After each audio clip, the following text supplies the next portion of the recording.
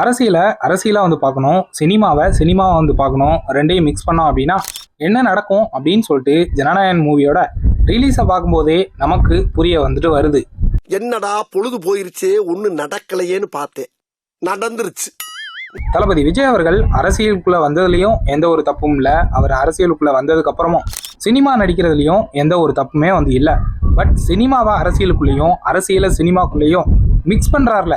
So இதுதான் இங்க பிரச்சனையா வந்து இருக்கு. ஆப்வியஸா இவர் அரசியல் வந்ததுக்கு அப்புறம் என்னதான் சினிமாவில் படம் வந்து நடிச்சாலும் அதுல அரசியல் குறியீடுகள் எதுவுமே வந்து இல்லாம, தன்னோட அரசியலை ப்ரொமோட் பண்ற விதமா எதுவுமே வந்து இல்லாம சினிமாவா பார்த்திருந்தாரு. அதுக்கு ஏத்த மாதிரி வசனங்களை வச்சிருந்தாரு அப்படின்னா இந்த படத்துக்கு பிரச்சனைகள் வந்து வந்திருக்காது. அவரு அரசியலை சினிமாவை அரசியலுக்குள்ளேயும் மிக்ஸ் பண்ணதாலதான் இந்த ஒரு பிரச்சனை வந்து வந்திருக்கு. இதை நம்மளால புரிஞ்சுக்க வந்து முடியுது.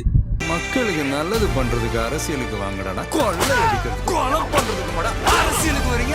ஸோ இதுல என்னோட ஒப்பீனியன் வந்து இதுதான். ரெண்டையும் மிக்ஸ் பண்ணாம இவர் சினிமா வேற அரசியல் வேறையா பார்த்துருந்தா இந்த பிரச்சனை வந்து வந்திருக்காது அப்படின்ற மாதிரி என்னோட ஒப்பீனியன் வந்து இருக்கு. ஸோ இது மாதிரி உங்களோட ஒப்பீனியன் எதா இருந்தாலும் அதை மறக்காம கமெண்ட்ஸ்ல போடுங்க. அதை தாண்டி இந்த வீடியோவை ஷேர் பண்ணி வந்து விடுங்க.